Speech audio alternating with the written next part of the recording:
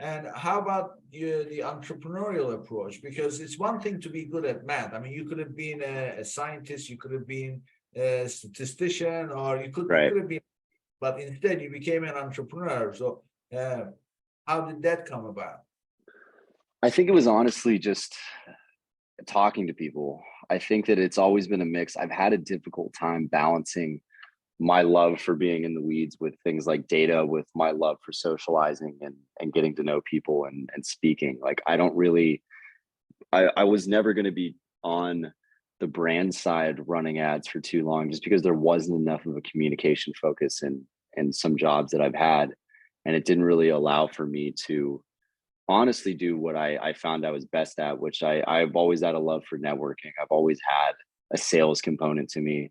I was a recruiter before I got into digital marketing, and I loved being on the phones. I loved, I just loved that sort of networking and talking to as many people as I can and learning things from others versus reading. I was never big into, I like to learn, but I like to learn from others whenever possible. So I needed there to be some sort of communication aspect in what I was doing. I needed there to be a mathematical approach to what I was doing. And an entrepreneur in the space, really, it just seemed to be the best of both worlds for me. So now I get to travel, which I obviously love. I get to talk to all sorts of different people. And then a couple days a week, I'm behind my desk still looking at numbers.